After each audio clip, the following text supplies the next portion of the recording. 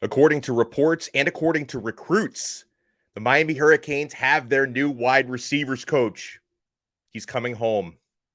Kevin Beard, welcome back to the U.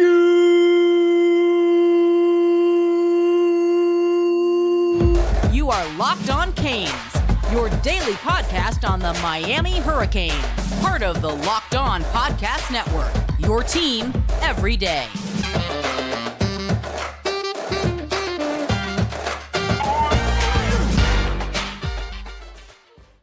I am Alex Donno, your host. I'm a University of Miami alumnus, longtime South Florida sports radio vet, and contributor to allhurricanes.com. And thank you so much for making Locked On Canes your first listen today. We're available free wherever you get your podcasts and available free on YouTube. Today's episode is brought to you by FanDuel Sportsbook, official sportsbook of Locked On. Make every moment more. Visit FanDuel.com/Locked On to get started. And it's a glorious Wednesday indeed. It's been a long process finding a new wide receivers coach, but Mario Cristobal is getting a good one. We can confirm here on Locked On Canes, not claiming we were first, but we can confirm Kevin Beard is becoming the new wide receivers coach at the University of Miami. I love it. I think at the end of the day, Mario Cristobal got a great one. We'll talk about why KB checks off all the boxes at Miami. So interestingly enough, it wasn't me or anyone in the media who really broke this story. Kevin Beard returning to the U was essentially broken by a 5-star wide receiver recruit for the class of 2024. So last night, 5-star wideout out of Chaminade, Jeremiah Smith tweeted out of the blue, "Coach Kevin Beard is a real one." Everyone assumed he must be talking about Miami, right? Because, Kevin Beard, we knew, interviewed for the Miami wide receiver coaching job late last week. I believe on Thursday was when KB interviewed for the job. So everyone was assuming he must be talking about Kevin Beard. And then Jeremiah Smith did tell 24/7 Sports last night that Beard talked to him on the phone, and Kevin Beard told Smith that he was becoming the new wide receiver coach at Miami. So you got to love it. It was a top recruiting target who breaks the news before the media had the chance to do it. I can respect it. It reminds me a little bit of when quarterback recruit Luke Moga was the one who kind of broke the news that Josh Gattis was getting fired. And now it comes full circle because Kevin Beard is replacing Gattis at the wide receiver coach part of it. And that one gets broken by a recruit as well. I love that. Now, we did tell you on yesterday's episode, we were talking about wide receiver coaching candidates. And it was our strong feeling here yesterday that Kevin Beard was looking like the clear favorite or front runner since Leonard Hankerson decided to stay in San Francisco. I love the fact that Kevin Beard is already recruiting for Miami, right? And yeah, you talk about a guy like Jeremiah Smith. He's the top player in the entire class of 2024. Miami still has a lot of work to do in his recruitment because he's currently verbally committed to Ohio State and Brian Hartline. So this could, for the next several months, this could turn into a tug of war between Kevin Beard and Brian Hartline at Ohio State to actually get the signature of Jeremiah Smith. Now, Jeremiah Smith, local, loves Miami. I believe he wanted to be at Miami. Now, Ohio State has done a really great job recruiting him. Obviously, he may end up sticking there. I hope he doesn't. I think Jeremiah Smith is a must-get for Miami. If you can show him that you're bringing in coaches like Kevin Beard, who he's going to want to work with, and Shannon Dawson, the offensive coordinator, who I think Jeremiah Smith really likes. And if Miami can actually show you this fall that they have a more competent offense on the field, those are the sort of things that Jeremiah is likely looking for if he would consider flipping his recruitment or flipping his commitment, I should say, from Ohio State to Miami. And it wasn't just Jeremiah Smith. There were recruits coming out of the woodwork tweeting their support for Kevin Beard to Miami. So KB is apparently very popular among, South Florida high schools and high school players around the country. You also had Smith's tweet was quote tweeted by 4-star wide receiver Chance Robinson, a show favorite out of St. Thomas Aquinas. Robinson showed his support for Kevin Beard. And an interesting one, and I hope this is a good sign. This can only be a good sign. Defensive back Antoine Jackson, who signed with Miami for the class of 2023 and has since asked for his release from his national letter of intent. maybe Jackson is having second thoughts about leaving Miami because Antoine Jackson quote tweeted with his support for Kevin Beard. He doesn't even play a position that Kevin Beard coaches, but apparently Antoine Jackson is a big fan of Kevin Beard. So maybe Jackson is in the process of changing his mind about leaving Miami. So why do I feel Kevin Beard is a really good fit for this job at the University of Miami? For starters, KB loves this program. Beard was on the 2001 national championship team, playing, of course, wide receiver at Miami. So if Mario Cristobal, as I've been told in the recent past, if he wants more former Canes players on this staff because they just care more about the program than outsiders do, he hit the bullseye here with Kevin Beard. Beard has a great mix of Power 5 and G5 coaching experience, which means he knows how to work with top talent, being at places like Miami in the past, Georgia, Tennessee. He knows how to work with 4- and 5-star talent, but his time in Toledo makes he also knows how to work with 2- and 3-star type developmental talent. So he's got that good mix of experience. Kevin Beard had a previous stint, a short one, short and sweet, as a wide receiver coach in Miami back in 2015. So he went through a head coaching change and was a casualty of that. He was not retained when Mark Richt became head coach because Richt wanted his own guys back then. And I remember this 8 years ago vividly, or 7 years ago, being disappointed that Beard was not retained because I thought he was doing a good job here. I was hoping that Kevin Beard and Larry Scott on that staff would be retained by Mark Richt, but they were not. Richt went in different directions. After his time at Miami, Kevin Beard, quality control coach at Georgia, served as wide receivers coach at Tennessee, and then receivers coach for the past 5 years at Toledo. He also had the first year at Toledo. He was a quality, or I think a recruiting analyst off the field for the first year, and then 5 years he was the wide receiver coach there. And just last year, Kevin Beard was named a top 5 recruiter in the MAC conference. Before coaching in the college ranks, he coached receivers at U School. So he's got high school coaching experience as well. And Kevin Beard is a South Florida high school legend, Plantation High grad, an absolute legend there. And listen, Kevin Beard, he's also considered, I've done my due diligence on this, talked to a lot of folks that have worked with him and played for him before. He's considered a very good teacher on the field. So he checks off the coaching box as well. And if you want to look at a recent player that he really got the most out of, Toledo receiver Jerwan Newton had just a sick season last year, catching 9 touchdowns, 850 receiving yards with Beard coaching his position last year. So for me, Kevin Beard, he checks off all the boxes of what I look for in a wide receiver coach at the University of Miami. He's a capable coach and teacher on the field, excellent recruiter, and yes, he loves the university. He told our friend Bruce Warner, who was on the show with us yesterday, that coming back to Miami would be his dream job. So dreams do come true, children. They do come true. At least for Kevin Beard, his dream is coming true. And another thing, as we've talked about this a lot with coaching hires that Cristobal has made in recent weeks, Kevin Beard is absolutely the type of coach who's willing to put in those 18-hour type days that Mario Cristobal wants. He's a lot like Tim Harris Jr. in that regard. You remember a week and a half ago, we did an episode on Tim Harris when he became the new running backs coach, and we talked with Larry Bluestein about how Tim Harris is willing to put in that grind. He's willing to be at the office at 4:30 in the morning on a busy recruiting day or an important game planning day. Kevin Beard is the same way. Kevin Beard is still a young up-and-coming coach. He's willing to put in that type of work. And also, I got to throw this in because I'm a little bit petty, all right? But I have to throw this in. I love the idea of taking someone away from Jason Candle's staff at Toledo because Kevin Beard was working under Candle. This is Jason Candle. This guy jerked us around the last 2 off seasons when Mario was looking for offensive coordinators. So to Jason Candle, I say, eat it. Swallow your medicine, Mr. Candle. In fact, I hope it doesn't stop with Kevin Beard. I hope John Ruiz buys out the contracts of every coach on Jason Candle's staff. So Candle, if you love coaching at Toledo so much, you can coach every position at once there. So buy out every one of his coaches. The ones that Cristobal likes, he can make them analysts. The ones Cristobal doesn't like, he can make them water boys. So let's buy out every coach on Jason Candle's staff. On the other side, So this is just another move in a very busy offseason. I love this Kevin Beard edition.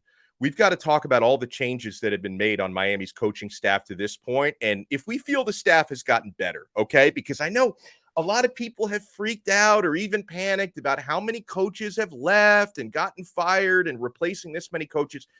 Does Miami at the end of the day have a better staff, a worse staff, or an equal staff than they had a year ago? We will discuss that next right here on Locked On Canes. Guys, busy NBA season, busy college basketball season. I hope you folks are taking advantage of FanDuel. The midway point of the NBA season is come and gone. Now is the perfect time to download FanDuel, America's #1 sportsbook, because new customers get a no-sweat first bet up to $1,000. That's bonus bets back if your first bet doesn't win. Just download the FanDuel Sportsbook app. It's safe, secure, and super easy to use. And then you can bet on everything from the money line to point scores to threes drained. At the Miami Hurricanes taking on Pittsburgh this Saturday, ACC regular season finale. Canes can win the ACC with a victory. ACC title is on the line. We'll be on the lookout for those numbers at FanDuel throughout the rest of the week. It's so much fun to place your wagers at FanDuel. FanDuel even lets you combine your bets for a chance at a bigger payout with a same game parlay. So do not miss the chance to get your no sweat first bet up to $1,000 in bonus bets when you go to FanDuel.com/locked on. That's FanDuel.com/locked on to learn more. Make every moment more with FanDuel, an official sports betting partner of the NBA. Thank you so much for making Locked On Canes your first listen today. We are available free wherever you get your podcasts and available free on YouTube. And make sure you make Locked On College Basketball your second listen, because Andy Patton and Isaac Shea do an awesome job taking you around the college hoops landscape in 30 minutes or less. Let's talk about the coaching staff changes to this point as we welcome Kevin Beard back to the U. So, yeah, Hurricanes fans, we're kind of a fickle bunch, right? We love to panic and complain about coaches leaving, and people complain about Mario doing things on his own timeline, how long it takes to replace some of these coaches. But to me, I believe almost all of these changes are going to end up being changes for the better. And you guys can tell me in the comments, and you can tell me on Twitter at Locked On Canes if you think I'm being overly optimistic about some of these coaching changes, but I feel very strongly that for the most part, I think the staff is going to be better and hopefully more cohesive than it was a season ago. You replace Josh Gattis, the offensive coordinator, with Shannon Dawson. This can only be an upgrade, okay? It's not that hard to be an upgrade from the job that Josh Gattis did last year. And then also, part of that upgrade, Shannon Dawson, I believe his job is going to be a little easier than Josh Gattis's job was at Miami last year, because Miami's offensive line is looking a lot better when you add people like Matt Lee and Javion Cohen and the freshman class that Miami is bringing in. And so the O-line getting better is going to raise the floor for Miami's offense. And I also believe Dawson, with his air raid principles, plus his appreciation for the line of scrimmage, and he's I believe a more proven play caller than Josh Gattis ever was. I think this is absolutely a net gain for Miami, and I don't think too many of you are going to argue that point with me, that Shannon Dawson, the offensive coordinator, should be a better OC at Miami than Josh Gattis was.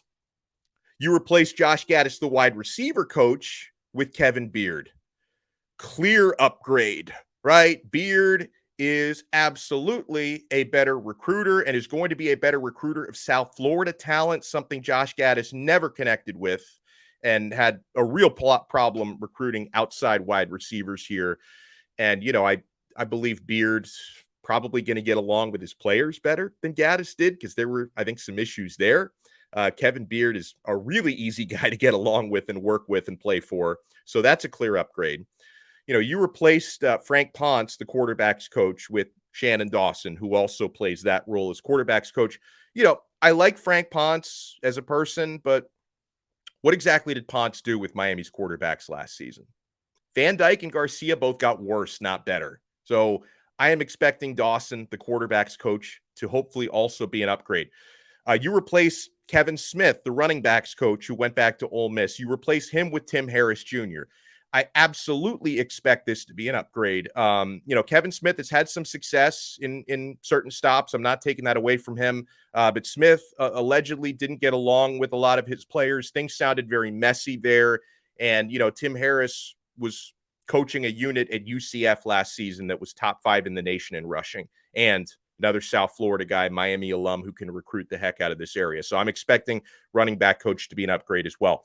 On the defensive side, it's a little tougher to handicap on the defensive side. I think on the offensive side, I think every move makes Miami's offensive staff better. There's more debate on the defensive side so far. You replaced Kevin Steele, the defensive coordinator, with Lance Guidry. Now, Steele has got, so much experience. This guy goes back to the leather helmet days. Like he was probably coordinating like the Alabama defense in like 1915. This guy's been around for so long. So the track record is there for Kevin Steele. But I thought Steele underachieved here at Miami, while Lance Guidry has overachieved everywhere he's been to this point. You saw what he did with Marshall's defense last year and what Marshall's defense did to Notre Dame last year. So I am cautiously optimistic that Guidry will be an upgrade. We will see, because obviously Kevin Steele has a great resume and Nick Saban liked him enough to bring him back over to Alabama. But I'm cautiously optimistic about Guidry, and I think that kind of his work ethic and just being an up-and-coming guy, he may fit with this staff better than Kevin Steele did. And then linebackers coach. This is a tough one to handicap, okay? Because you replace Charlie Strong, who I like a lot, the linebackers coach, with Derek Nicholson. This one is to be determined, whether it's an upgrade, a downgrade, or a wash. It could end up being any 3 of those things because I respect Charlie Strong that much. Now, Derek Nicholson has nowhere near Strong's experience. Strong is 62 years old. He's been a head coach at multiple stops, a very successful defensive coordinator at multiple stops. But I will say about Derek Nicholson, he's a widely respected young up-and-coming coach. So, maybe just the energy that he'll bring, and if he's willing to put in that same type of work ethic that Kevin Beard and Tim Harris on the offensive side are willing to put in and burn that midnight oil, I'm cautiously optimistic again about Derek Nicholson, but I'm not going to sit here and tell you, yep, Nicholson, clear upgrade over Charlie Strong. That's yet to be determined because Charlie Strong has been a proven coach on the defensive side of the football everywhere he's been. So overall, especially on the offensive side of the football, I believe the staff is getting better, right? The key here is going to be, if this coaching staff is going to work in a way that last year's coaching staff failed, finding alignment and harmony is going to be key here. The coaches need to be able to get along and collaborate, right? Last year, we talked about what I described as an iron curtain between Josh Gattis, the offensive coordinator, and Frank Ponce, the quarterback's coach. They weren't on the same page. They didn't have a good professional relationship. They weren't collaborating with one another. You're setting yourself up to fail if your OC and your quarterback's coach aren't in harmony, working on the same page, right? We need to find harmony like that between Shannon Dawson and Kevin Beard and Tim Harris Jr. and Alex Mirabal, of course, and everyone on that offensive staff and the defensive staff as well. These guys need to be able to mesh, work together as coaches. And, they also need to be able to work with their talent, right? Like in the case of the offensive coordinator, tailoring your game plan to your talent, putting these guys in positions to succeed, not to fail, not trying to put the square pegs in the round holes talent-wise. And then also just getting along with your players. Like, I know coaches are to be respected, and you can't have the inmates running the asylum. So I'm not saying you have to, and there are a lot of diva players these days. We know that. Like, you don't have to bow down to your players because that's not the way this is supposed to work, but you need to have a professional, harmonious family working relationship here. And, that's, in that great interview that Tyler Van Dyke had last night with Andrea Adelson and David Hale on ESPN, that was something Van Dyke talked about, that we need to be a family, that if we can function as a family, that's how we can find success. I don't think he necessarily meant that to take a shot at anything that happened last year, but I can interpret it that way, right? Because if Tyler Van Dyke, who said it, he said this to ESPN, 5-7 isn't cutting it. And he talked about how much that still burns him to this day. It burns him. It upsets him. It upsets his teammates. The fact that they went 5-7 last year, nobody wants to feel that way again. And when he talked about the way to turn it around is to really work like a family.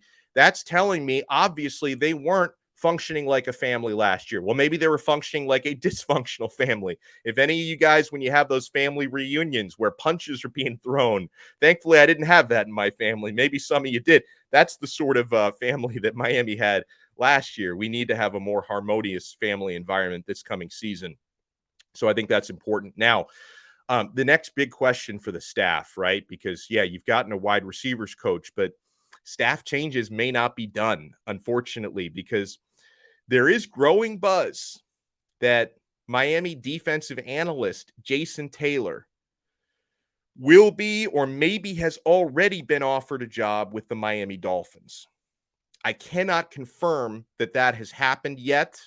I don't have any reason to think he has been offered a job by the Miami Dolphins, but it's a very persistent rumor for the past 3 days that Taylor could be on the move a little bit north up the highway to Miami Gardens. So obviously my hope, and even though I'm a lifelong Dolphin fan and a lifelong Hurricane fan, my orange and green colors show, because I would prefer Jason Taylor to get promoted on the Miami staff. That's my hope. My hope is that the Pro Football Hall of Famer gets a promotion to replace Rod Wright as defensive ends coach, because Wright recently left for the Houston Texans. However, I fully realize that if Jason Taylor were to get offered a job by the Dolphins, who he played for and had a Hall of Fame career with, it would be impossible for him to turn that down. And, I'm actually close with another former Dolphin player who spoke with Jason Taylor last year and said that Taylor, he was disappointed that the Dolphins didn't offer him a job last year.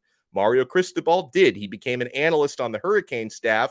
He was disappointed the Dolphins didn't offer him a job last year. So maybe Mike McDaniel and Vic Fangio offer him a job this year. But as a Hurricanes guy, my preference would be Jason Taylor doesn't get offered that job by the Dolphins and gets offered a promotion with the Hurricanes, because I think he could do amazing work with Miami's defensive ends. Welcome to the U, Kevin Beard. I'm going to answer some of you guys' questions, a little Q&A. You can tweet us anytime at Locked On Canes. And if you follow us on Twitter at Locked On Canes, we will follow you back. Keep it locked right here on the Locked On Podcast Network. Thank you so much for making Locked On Canes your first listen today. We're available free wherever you get your podcasts and available free on YouTube. So it appears Kevin Beard is becoming the new wide receivers coach at the University of Miami. He's got experience at Miami, Tennessee, Georgia, Toledo, where he's been for the past 6 years. Prodigal son, looks like he's returning, won a national championship as a wide receiver at Miami back in 2001. Some questions we got from you guys. Most of these came in before the Kevin Beard news came out. Chalupa Batman, who we love, asks, are there any players that redshirted last year that you think might make an impact this year? I'll give you a few of my personal favorites that I'm most intrigued by who redshirted last year.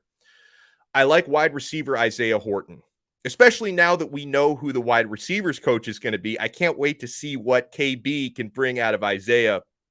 Isaiah Horton, he played a few snaps last year. He had one catch, but I believe he kept his red shirt. Like he was able to use that last year. So he'll be a red shirt freshman heading into this year. Defensive end Cyrus Moss, very intriguing. I'd love to know his progress in the strength and conditioning program, how much size he's added on, because Moss, there's a reason why he was, I believe, a 4-star recruit, even though he wasn't just really big enough to play Power 5 football last year as a true freshman. I believe this guy can be a menace once he hits full physical form, because Moss, he looked pretty good in the spring game last year as a 18-year-old. So I'm going to be watching him throughout spring practice and the spring game this year. You can, I think, definitely consider this guy a red shirt. It was an injury red shirt, but Trevante Citizen at running back. I'd love to know more about the progress of his health, right? Because it was late in fall camp last year when he had ACL surgery. I don't expect him to participate in spring football, but, this is one we'll hopefully be watching in the fall. We'll find out when he's fully cleared to participate in practice. But, yeah, this coming season, Trevante Citizen, I expect to have a huge impact. And then, somebody I look at on the offensive line, and Miami's offensive line suddenly is really, really deep. You've got, a redshirt freshman, Matthew McCoy, at 6'6", 290. I can't wait to see what he can do and how he can become a part of that rotation. Because, Chalupa Batman made the point that we talk so much about the true freshmen that are coming in that sometimes the guys who came in last year and didn't play much or didn't play at all last year get a little bit forgotten. So I'm glad you asked that question so we can bring up a few of those. Let me get to this question from Thanos. Thanos asks, any updates about building an on-campus stadium? And also, how much longer do we have with Adidas? He says he would love to get back to Nike. Their fan gear is better. The Adidas gear, I don't believe they have extended it, but if you guys heard something I didn't hear, let me know, because keeping up with these apparel contracts is not my specialty, but I'm pretty sure the Adidas deal is running through the year 2027. So you've got 4 years left with Adidas. Now, personally, maybe the honeymoon period has ended over the last couple of years, but overall, I feel like Adidas has done an okay job with Miami. Because I remember, folks, at the end of that Nike deal, first of all, Adidas obviously offered more money to Miami than Nike did to keep Miami. So for me, the most important thing is cut the deal that's financially best for the university. And if that comes from Adidas or Nikes or Champion, I don't care. Whoever cuts the best deal, go with that. But I think Adidas has done an okay job, because I remember the last few years with Nike, it felt like Miami was an afterthought for them. Like they didn't really put in any effort in promoting Miami or making fresh gear for Miami. So obviously Nike does a good job with certain schools. I didn't feel like Nike did a good job the final several years with Miami, and I feel like Adidas has made Miami more of a priority. So again, my preference is whoever cuts you the biggest check, go with them. But I do not mind what Adidas has done with Miami. Okay. So as far as the stadium goes, now, first of all, I don't think it would ever be an on-campus stadium. I don't think you can build on campus. I don't even think you can build within the Coral Gables city limit, because Coral Gables has all these antiquated regulations and laws about how large a sporting venue can be. So I think it's virtually impossible to build a Miami football stadium within Coral Gables. I think the closest you could do is Tropical Park. And that's what the Ruiz family are trying to throw out there, is a Tropical Park stadium site. And the last update we got on this was tweeted out by John Ruiz in late January. So we're going to find out more about this April 14th at the spring game. He says today, this was tweeted late January, today, Johnny Ruiz, that's his son, and I spoke with HKS Architects. We will have updated plans revealed at the spring football game, which will take place in Broward. That's going to be at Drive Pink Stadium. He says we will have a full presentation. We'll be working with and Dade County once the plans are out. So I don't know if it's ever going to be a reality or not, but John Ruiz is trying to make it so. He's trying to get Miami a nearby campus stadium at Tropical Park built, and they're going to have new plans revealed for that in mid-April. So stay tuned for that. Got more questions that came in that we do not have time for today, but we can get to on a future episode. So let's all celebrate. I've seen a few of you like just grumpy individuals who are like complaining about Kevin Beard. Like, well, what did Kevin Beard do to you? I think this is a great hire. So let's celebrate Kevin Beard, wide receiver coach at the University of Miami. And guys, make sure if you're watching us on YouTube, you hit the thumbs up button on this episode, hit the like button and subscribe. And if you listen to the audio version of our podcast, make sure you subscribe on Apple Podcasts, Odyssey, Spotify, Google, wherever you get your pods, and leave us a 5-star review if you have a little time to do so. We will talk to you next time on another episode of Locked On Canes, part of the awesome Locked On Podcast Network, your team every day.